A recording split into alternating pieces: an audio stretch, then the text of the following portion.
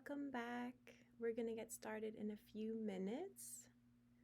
As y'all settle in, feel free to let me know how your week of photography went, how the hour went. Did anything come up for you while you were taking photos? Anything new? Hi, Erica. Welcome. Now, hi, how are you? Good, how are you? Yeah. How'd your week of photography go? So what I did, because it was raining here nonstop during the week, what I did is I chose ones that I took before to 2024, and one is from long ago, and those are the ones that I sent you over. So even today, I was trying to pick something. Everything was muddy. I'm away, and it's now I couldn't get a new one. So I don't know if that was okay. I don't know if you wanted us to get something from the week, from every day, even the rain, or The most important thing is that you're just spending time with your instrument. So, spending time taking photos wherever it may be. Yeah. Mhm. Perfect. How was everyone else's week? Jill, Jenny, Genji, Zephyr. Alrighty. So, I started to take a look at all of the information y'all gave me last week, and so I have a tentative plan for the rest of our sessions. So today we're going to talk mostly about camera mechanics. It's going to be mostly about settings, pretty nitty-gritty stuff, and then next week we'll talk about composition, portraits, headshots, we'll focus on that, and then I'll do a little bit of an intro to lighting design, which might help with indoor photography. And then we'll go into outdoor landscape. Someone said they were doing motorcycles, so do some sport and nature. And then we'll go into video, audio, indoor lighting, and real estate photography. And then the last class will focus on post-production, so how to edit your photos and how to share your work, where to share your work, how to get residencies, stuff like that. If there's anything else you want to cover that's not that, or if there's anything else that comes up over the weeks, feel free to reach out to me. I can always change that. But that's our tentative schedule right now. Does that sound good for everyone?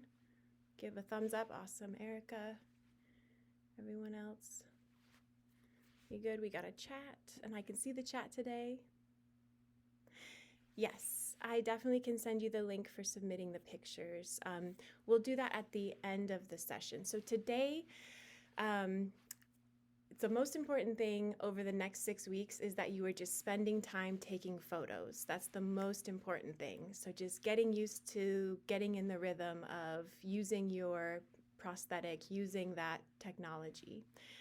Today, we're going to talk about the mechanics behind photography, which can be a little bit overwhelming. So I just want to front load that, get that out of the way, and then we're going to do a crit at the end, looking at everyone's photos, and then talk about next week's assignment. Does that sound great for everyone? Awesome, awesome. Okay, so camera mechanics are all about light. It's how much light you let in, what kind of light you want to let in. And do we have anyone who studies science in the past? Any physicist or anyone who has experience learning about light?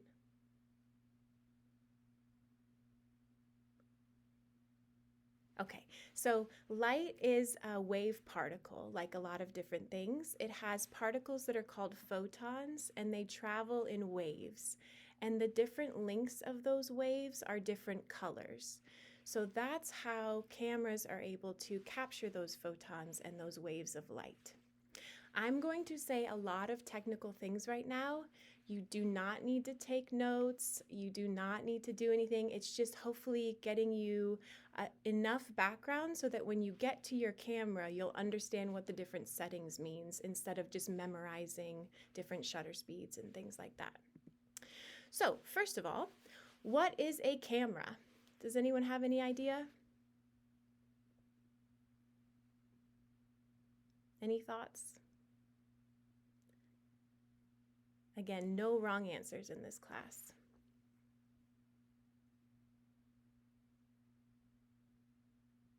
An instrument to capture moments. Absolutely, yes. Anyone else? Got some chats. Capture memories photo, capture reflection of light bouncing off objects. Awesome. Yes, absolutely. So all of those are correct. And the most basic kind of a camera is just a box with a hole in it. That's all a camera was in the beginning. So a dark room with a hole in it. And one of the first examples of a camera is called a camera obscura. Has anyone seen this before? Ancient civilizations would use this often in religious practices, but they would create a room that was completely dark with just a hole in it. And they found that in doing that, you could create an exact representation of what was on the outside of the room in the light on the wall in the dark room, which was, they correlated that to heaven and how heaven, the earth here is a reflection of heaven. And so the camera obscura was one of the first known examples of a camera. Today, you can do it with your own rooms. So this is a picture from a graduate student I worked with. She created this camera obscura. There's no technology involved. It's literally just a hole in the wall that's taking that light from the outside and reflecting it into your room. And if you noticed, it's inverted onto the wall, which is what happens when light travels through. It inverts itself. One of the first examples of what we might understand as a camera, they didn't have any film or anything, so you had to draw what you were taking a picture of. So this is one of the first examples before film was invented. Again, just a dark box, and this one, the mirror was introduced, which is in all of our digital cameras where we can see a screen or we can have a pathfinder, there are mirrors in there. So then film was introduced. We have the box with the hole, and if we think about light coming into a room, what kinds of things can we do to modulate the light coming into a room? Any ideas?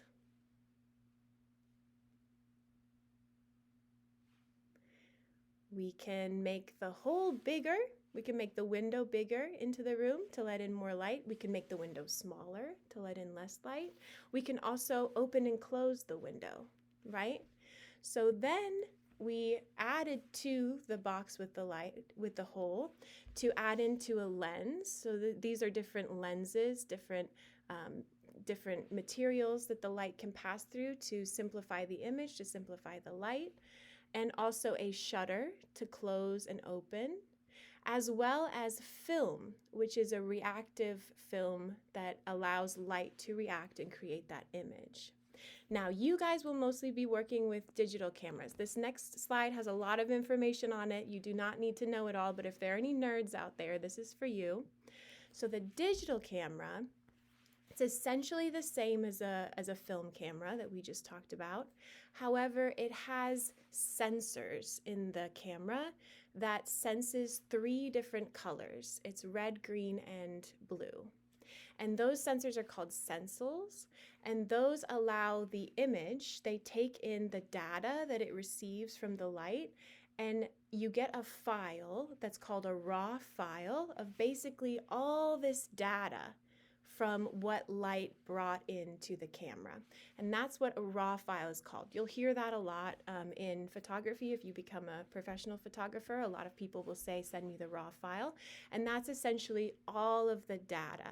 And what's fascinating is that the screen you're looking at right now also has those sensors. So they are projecting those different light frequencies at you on the screen, which is pretty cool. Okay, so those are digital cameras. I know that was a lot of information, but really all you need to know for today is shutter speed. That is how long the window is open. We're going to talk about that a little bit more. And f-stop, how big the window is. And if you look at the bottom here, these are different lenses that are our window. That's what the camera is, the different lenses opening it up to let light in. This is a lot of information. Is everyone doing okay? Any questions? If you have any questions, feel free to pop up at any time. Okay, so one of you has a Canon PowerShot G7X. If you have that with you, this is the way that you can get into your different settings. I've written that out for you. For everyone else, I want you to have your camera with you or your phone with you for the next couple of slides. Does everyone have their camera or phone with them? Erica's got me a thumbs up. Awesome. Got a chat. Yes. Okay. Perfect. Great. So let's dive in.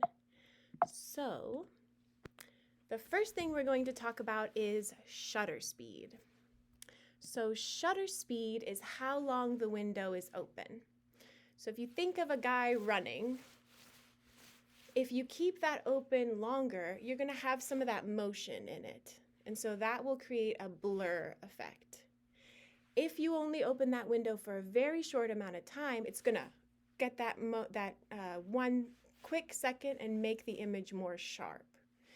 So, for an example, if I was taking photographs of my son's basketball game, would I want a slower shutter speed or a faster shutter speed? If people are moving a lot. Got something in the chat. Exactly, yes. You would want a faster shutter speed because then you could capture that moment a little bit faster.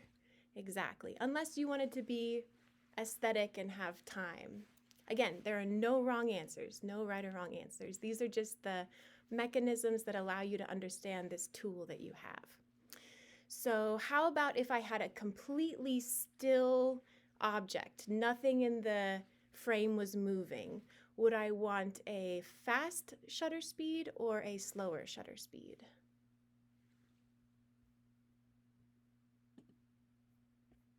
Slower, exactly. Y'all are pros. Okay, so that's shutter speed. So that's how fast the window is open. The next one is f-stop.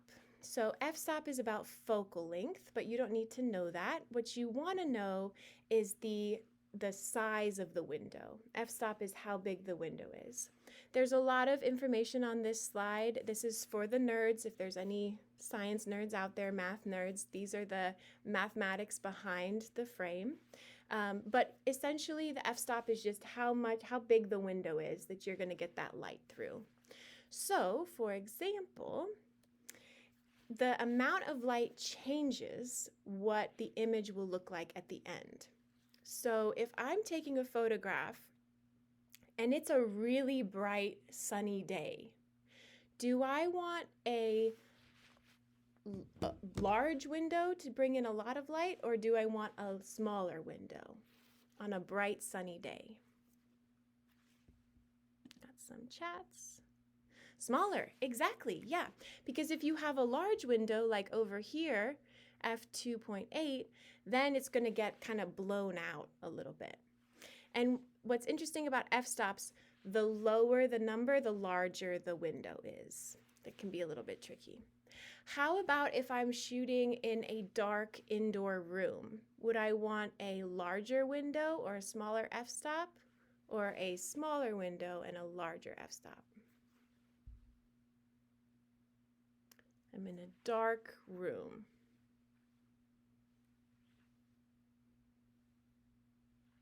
Larger, exactly. Y'all got it. Awesome, perfect.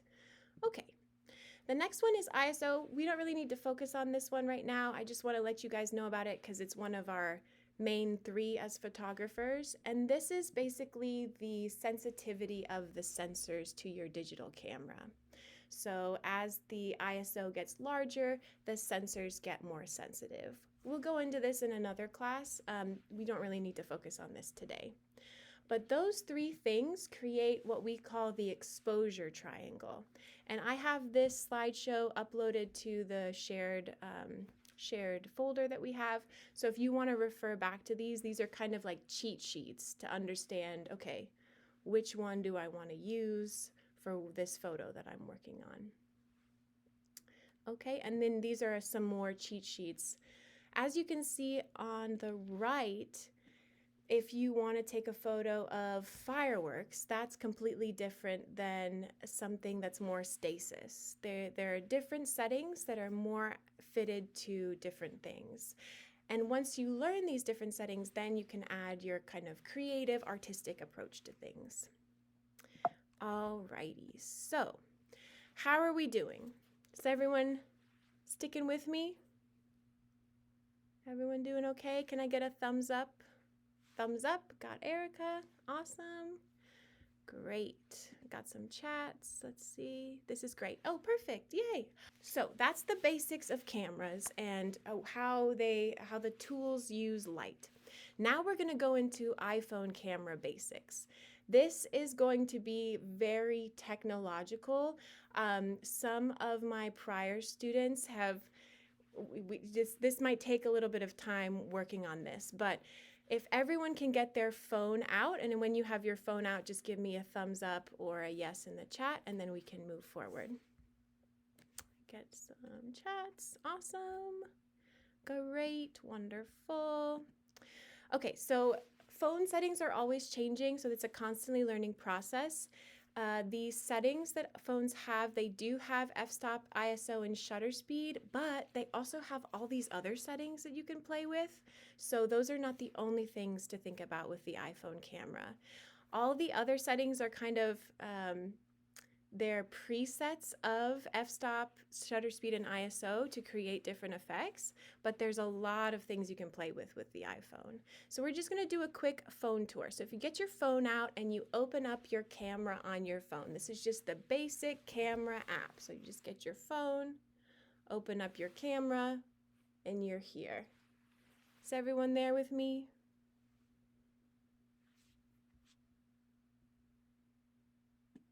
Awesome. I got Jill with me. Great. Okay, so you've probably been in this world before. I'm just going to do a quick little tour around. So if you look at the bottom, there should be a photo. You can slide to the left and you can slide to the right to enter into different settings. So these are very, very basic settings. To the left is mostly video settings. So there's video, cinematic, which focuses on one subject, and then the rest of the setting is more blurred. That's why cinematic is the way it is. It focuses on a subject. Slow-mo creates a slow motion effect. I'm going to assume you guys know some of this. If there's anything I say that you guys don't understand, feel free to hop in, ask a question, or answer. Time lapse, that one takes images at longer intervals over a longer period of time to create a shortened time lapse. And then if we go back to the other side, you've got photo, portrait. Portrait is a lot like cinematic. It focuses on a subject and then the rest of the scenery would be blurred.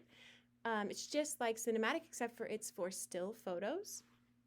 That one, there's lots of different options for different lighting, contour light, stage light, all these different lighting.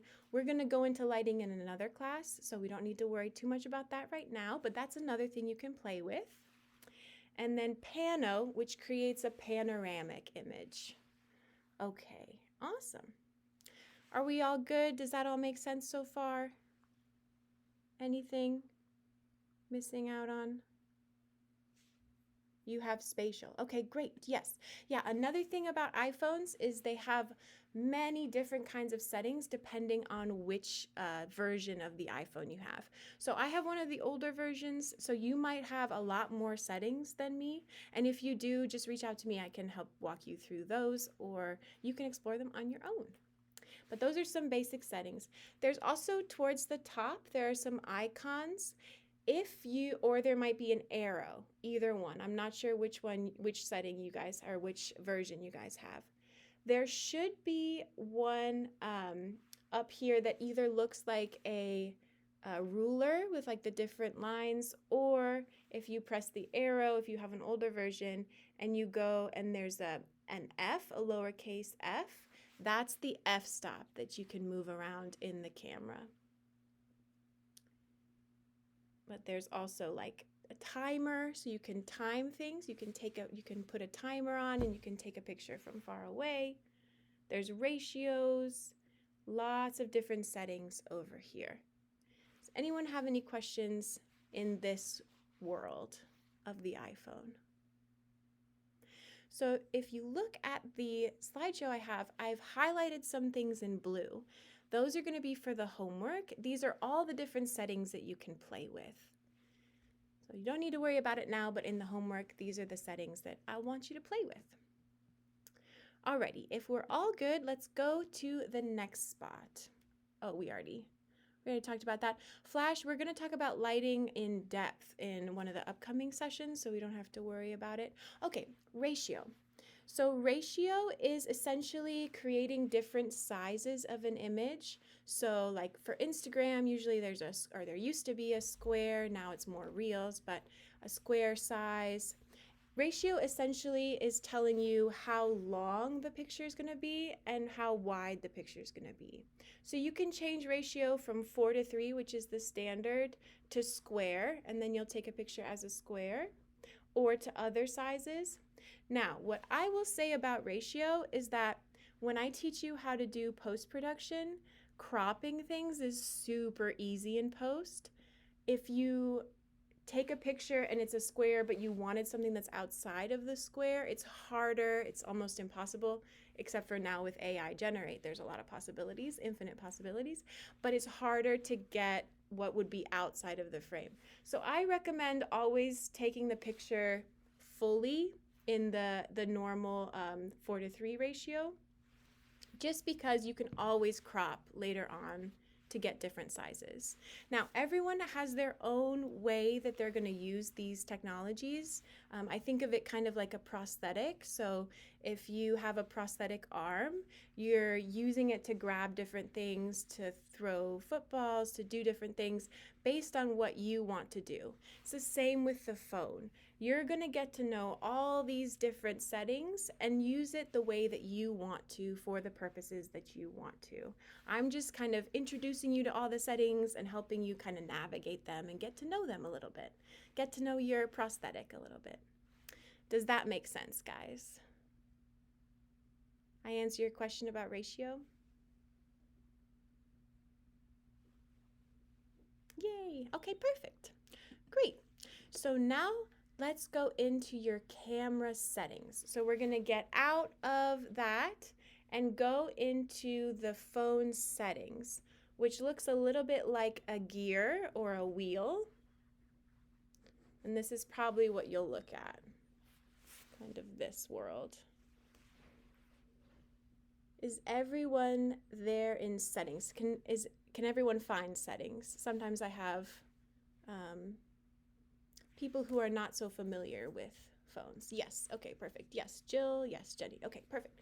So now we're gonna scroll down, it's pretty far, scroll down to camera, which is usually, mine's next to photos, music, and podcasts, and click on camera. Everyone get there. And everyone find camera.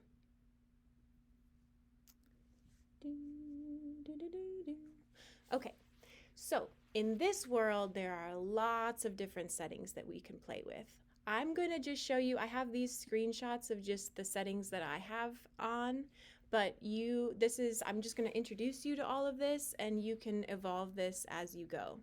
So in the first section, there's this camera control for some of the newer versions of the iPhone. I would always recommend that you have it on camera. When you go into there, you can have it on like Instagram or like other apps, but I would recommend having it on camera because that has the most data and your files will be the most precise. The next set is photographic styles. This is kind of iPhone's version of filters. I just put standard because I think that works fine. The other options don't really add anything in my opinion, but you can always explore that. My dog is here too. Say hi, guys. It's Jojo. Okay, and then we have video. So video, I'm going to do a whole session on video because I know one of you wants to do self-tape. So we're going to do a whole session on video. So we're not going to worry about that now. But what we are going to do is we're going to go down to where it says formats. So if everyone can click on formats and go in there. Has everyone gotten to formats? Yes, no, maybe. Jill got me. Awesome. Great. Yeah, Jenny says yes. Okay, awesome. Great. So formats is Erica. Awesome. Great. Formats is basically how detailed your file is going to be. And this is going to be up to you because I know my phone loses storage all the time. So if you do the settings that I have, your storage might run out, but the quality of the photos is going to be much more detailed, much more comprehensive. So the high efficiency, if you choose high efficiency, it's going to compress your files so that they're smaller and you can fit more in your phone. However, you're going to lose some detail. So I would recommend putting most compatible on your phone. Also, the photo mode, this is megapixels. So when you think about those little send cells I talked to you about, these are the detail in the photo. And I can actually, in the next slide, I show you the difference in detail between a 12 megapixel photo and a 48 megapixel photo. So you can see that, does anyone not see a difference in these photos? Okay, I'm not hearing a reply. So I think that we're seeing a difference. Lot of difference. Yes, exactly. Yeah, lots of difference. So again, this is up to your aesthetic, what you're interested in and what your purposes are. But if you have that 48 megapixel, you're going to have a lot more detail. And with the photo mode, you can only go up to 24 megapixel. You can press that. But when you activate the Pro RAW and resolution control with that little button right there, when it becomes green, then that activates the 48 megapixel. Everyone making sense? This is where I kind of start losing some of my not so interested in tech people. But are we all here? I hope so. Okay. Pro default. Erica's with me. Awesome. Love it. Love to hear it. So Pro default, this area you can choose between a JPEG Max and a Pro RAW. Jill's with me too. Awesome. Great. So this is a new feature of iPhones, this JPEG Max. And in my personal opinion, the difference between a JPEG Max and a Pro RAW Max is very small. I can't tell the difference. Samsung instead of an iPhone. Okay, awesome. Good to know. So I can actually get more information on Samsung for you. If you just tell me what kind of Samsung phone you have, I can help you with that. Sorry, I didn't know that. Okay. Yes. So the difference between the JPEG Max and the Pro RAW Note 20 Ultra. Okay, I will definitely look into that and give you some formatting for you. But yeah, feel free to look in your phone, whatever type of phone you have, to look through your camera settings, and I will definitely do some research on the Note 20 to help you out with that. Okay, so we're in the format section. So JPEG Max and Pro RAW Max, I don't think there's much of a difference, but there's a huge difference in the amount of storage it takes up in your phone. So the Pro RAW Max is going to be your most comprehensive file that you can possibly get on your phone on this kind of a camera, but it's going to take up a lot of storage on your phone. So I go with the JPEG Max because I can't really tell a difference, but you can play around with it and see if you see a difference. And then these Pro RAW formats that you can choose from, those go from the best quality to the less quality. However, the lossless is this new feature that the iPhone has where it doesn't lose any of the data. So in post, you can actually amplify it and get all that detail into it that you might lose if you use lossy. So I use lossless. That's my personal preference. But again, you can play around with it and see what you think. Alrighty. So now if you go back to the camera portion and you scroll down to preserve settings, This is a pretty cool option. So again, these are my presets. You're gonna have different presets based on what your interests are. But when you're using your iPhone as a camera, it automatically reverts to the normal settings that the phone comes with anytime you open up your camera. So if you open up your camera and you're doing a project and you get the perfect settings, the best settings you could possibly think of, and then you close your camera and then open it up again, you're going to lose all those settings. So once you get to know your settings a little bit more, this is where you can go ahead and click camera mode, control menu, exposure adjustment, and then those will preserve your settings. Again, these are the ones that I preserve, but it'll ultimately be up to you about which settings you want to preserve. That might be a little bit ahead of our game right now, but I just wanted to let you know that your phone has that option, and that unfortunately with this camera, you can't really save it unless you do preserve settings. Awesome, thank you. Awesome, great, yay. Okay, so now let's go back to camera settings, and we're just doing more of the tour here. So we have all these different options. I don't know if you guys have the same options as I have, but these are all just basic options. So burst, does everyone know what burst is on the phone? If you don't know what it is, essentially you can, if you have that option ticked there, use volume up for both multiple photos. Exactly. You're just taking a whole bunch of photos at once. So I have a friend who loves to take Instagram photos for her social media. And so she is very particular about the way, like which direction her face is facing. So when I take pictures of her, I use the burst because it'll give her hundreds of photos that she can choose from, and she can choose exactly the moment that the light is hitting her eye in this exact way. Some people think that that just wastes storage on your phone, but it can be super helpful if you're in a group setting, because sometimes when you're taking group photos, there'll be one person will close their eyes, one person will be talking. There'll be a lot of different factors, and if you have a whole bunch, there's a way you can edit that in so that it all looks the same. So I keep that on. You don't necessarily have to. Another way you can use burst is if you're in photo, if you push down on the photo and you take it to the left, you're gonna burst. It's gonna burst. That way well, my setting has it so that I'm taking video when I hold it down because I have it set that way. But typically, if you hold it down to the left, you're going to start bursting. Okay, that's burst. And then QR codes, this is not really to do with photography. This is more if you want to be able to read QR codes on your phone, you have that checked. Show detected text. The iPhone is really magical when it comes to, you can literally like take a picture of text and search on it. Not related to photography, but super interesting when you're like studying or if you have text you have to read. Mirror front camera. This is basically when you're taking selfies. So for my actress, I'm not sure, is my actress here today? This one is going to have it so that when you're taking a selfie, the picture's going to flip itself. Oh, yay. Hey, Jenny. Awesome. Great. The picture's going to flip itself so it looks like you look in the mirror.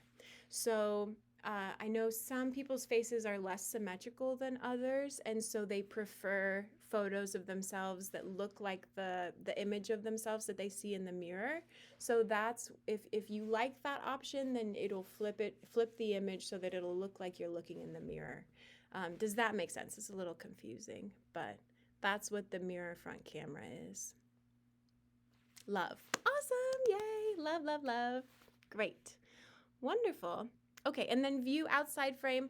This is like a little gimmick they have. I use it because it's okay, but it's basically you can zoom out and see outside the frame. It doesn't change the photo at all, I don't think, but I have it clicked. Okay, how we doing?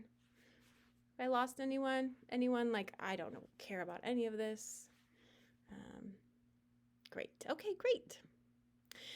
Alrighty, so the next one is, this one is for the newer iPhone models. I don't think the older iPhone models have this, but if you go back to camera settings, you have the Fusion camera, and this essentially is all the different lenses that you have. So if you have those three, I only have the two lenses, but if you have the three lenses, those lenses are actually different. So the one at the bottom to the left is the wide frame lens. One of the other lenses is the closer lens. Okay, perfect. Yes. Jenny has the three. So this Fusion lens, I would say activate all the lenses. So the 28 millimeter and the 35 millimeter, I would activate those. And I would default to the 24 millimeter just because that's the basic one. But this essentially allows you to zoom without zooming, if that makes any sense. It allows you to get different perspectives without zooming. And in the file, it will allow you to edit in post to have more detail in your photo. Making sense? Awesome. Okay. And I think we're in our last, this is our last part, I think. I believe so. But so now we're back into settings and camera, and we're just scrolling down, and we have portraits in photo mode. I would absolutely click this one. This one is one of my non-negotiables when I'm working with students, because when you have portraits in photo mode, this saves so much data into your file. So when you're editing it in post, it helps a lot. So I would definitely click that one. Faster shooting. Okay. So this one is going to, when you're taking a picture, sometimes your phone edits tries to change the settings so it got better quality. Faster shootings is going to prioritize taking a picture when you press the button instead of the phone calibrating and making sure that the photo has more quality. So you're going to lose some quality if you have the faster shooting. Now, I have had some students who are, one was a rower. They did the crew sport. I've never done it, so I didn't know what it was when he came into my class. But he needed that like immediate photo of his form instead of the adjusting. So he had prioritized faster shooting. Overall, I would recommend not having that because it'll lose quality. But if you need that kind of service of having the immediate when you take a picture, then you would prioritize faster shooting. Okay, lens correction. So this one, because the camera is kind of limited in its lenses, some of the images can get a little wonky in wide lens. So this one actually, I think, does help in fixing that distortion between the different lenses. So I do have it on. It's something like, I've seen pictures where there's like a closet in the picture, and then the lines of the closet kind of get warped in, and so the lens correction will fix that warping and make it more straight. So I have that clicked on. That's my personal preference. And then macro control. This one, sometimes the iPhone just kind of does what it wants to do, so this would just stop that. I don't really have it on because it's never happened to me, but I've known of some people who are like, I have to have this on because I hate when my phone shifts things. Okay. And again, pretty mechanical stuff. How are we doing? Do we feel good? Was this helpful to have that kind of knowledge of your phone? We did a tour. Awesome. Great. Very helpful. Okay, great, wonderful. Okay, great. So I want you to remember those settings that we talked about. If you're using the digital camera, awesome, I'm so glad it's helpful. If you're using the digital camera, we're focusing on that shutter speed and we're focusing on that f-stop. If you're using the iPhone, you got a lot of settings you can play with. There's a whole lot of different things you can play around with. And when we get to your homework, we're gonna do that. So it's 8:38 right now, Central Time. For the rest of the session, we're going to do a class crit of the photos that you guys submitted for homework. Did everyone get a chance to put some photos into the homework folder? Anyone not get a chance and just want to do it real quick? Need the link. Okay, perfect. Let me get you the link. Here, I'll stop sharing for a second. Let me get that link. for you. Absolutely, yeah, feel free to add while we're going right now. I'm gonna get you this link.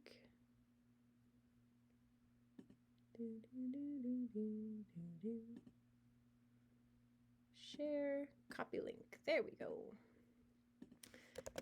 Okay. That link should work. Let me know if that doesn't work. Yeah. And in the meantime, has anyone ever taken an art class before or done any sort of crit, attended any sort of art crit before, or is this a brand new concept to y'all?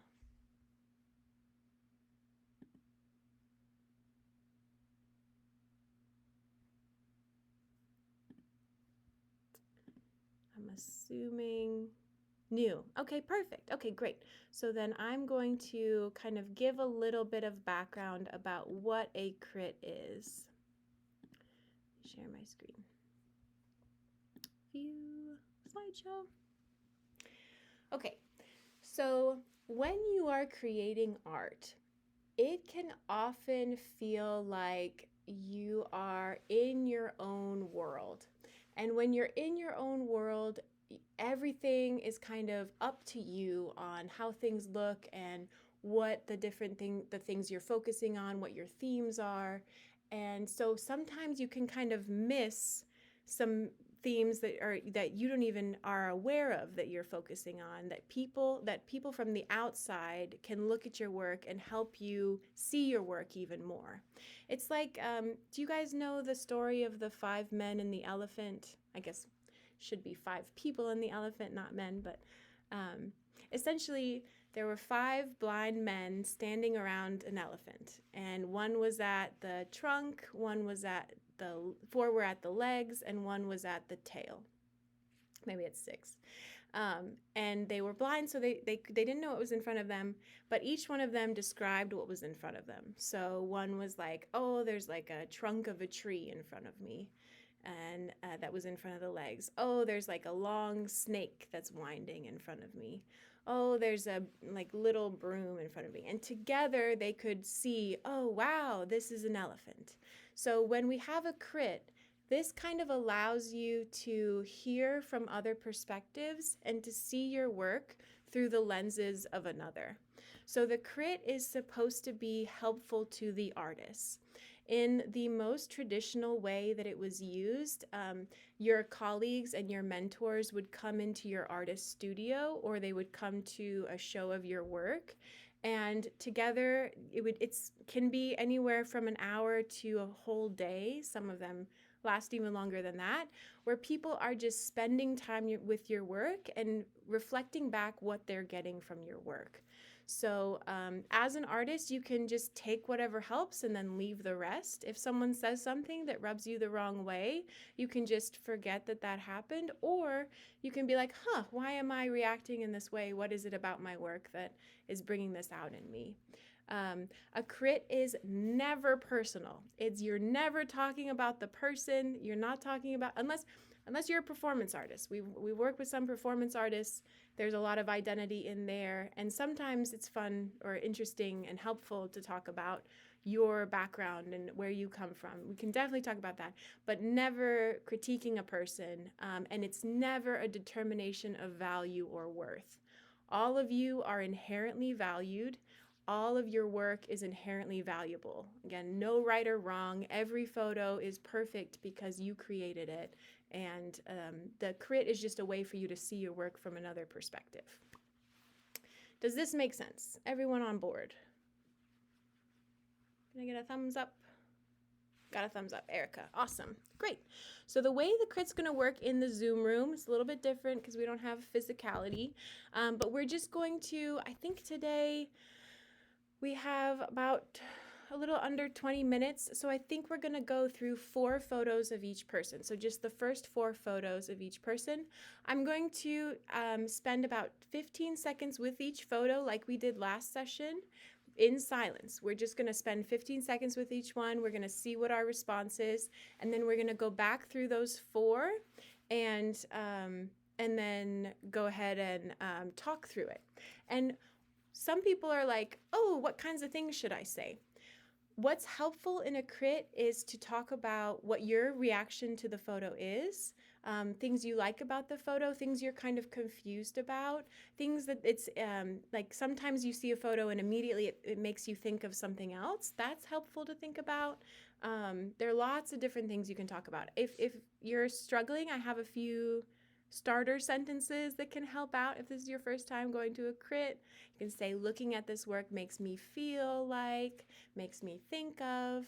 I really enjoy this aspect of it because of this, or I wonder about this. I wonder if you explored this subject a little bit more. I wonder about why you chose this person to photograph. And in the crit, for the first 5 minutes when we start talking, the artist is silent. You're just going to be listening, and we're not going to be speaking to the artist. And then after 5 minutes, we'll invite the artist to respond to what we've talked about and ask for feedback and continue the crit with the artist. Alrighty, everyone feeling safe? Everyone feeling like this is exciting? Anyone a little nervous about this? Everyone, thumbs up. Got some chats. This is great. Art class and I was terrible. Yay! You can't be terrible because everything's perfect, I believe. New. Okay, great. So, who would like to go first? Great class to get today, guys. Really grateful for all your work and to see all of your work and to start to get to know you guys a little bit better. So, any questions on the homework? Any questions on anything before we go? What's the homework? So, no worries. I didn't get to that because we were doing the crit. My B. Let me get to that right now. Share. So, our homework is full screen slideshow. Our homework is, it's a lot of words, but I want you to choose one object or subject to photograph. It can be a person if you want it to be, but that can kind of change. So ideally it'd be an object because all you're doing is playing with these settings we talked about today. So if you're using a digital camera, I want you to play with shutter speed and f-stop, and I want you to take multiple pictures of the exact same thing, just making variations of those two different settings. And then I want you to upload all of the variations to the shared folder so we can look at the differences. If you can, I want you to keep track of your shutter speed and your f-stop so that you're getting into the groove of like, okay, this is going to be more dark. This is going to be more light. Okay, I want more light in this one. This is going to feel a little bit clunky at first, but hopefully this will become second nature. If you are taking photos with a phone, go through the slideshow again or anything you wrote down today, all of those different settings we talked about. I want you to do the same thing where you're taking a picture of one thing in many different settings to see the differences between them. And the iPhone people, you have a lot of different options in doing different settings. So feel free, anything. I've highlighted things in the slideshow that I think would be fun to play with in blue. So feel free to change those around. And then I've highlighted a few things in yellow that we're going to get to in the future, like video and lighting. So I would hold off on those until we get to those in the future. Any questions about that? Does that sound good to everyone? Got a chat, let's see. Yes, thank you. Awesome. Great. Well, great class today. I hope you have a wonderful week, and I will see you guys next Monday.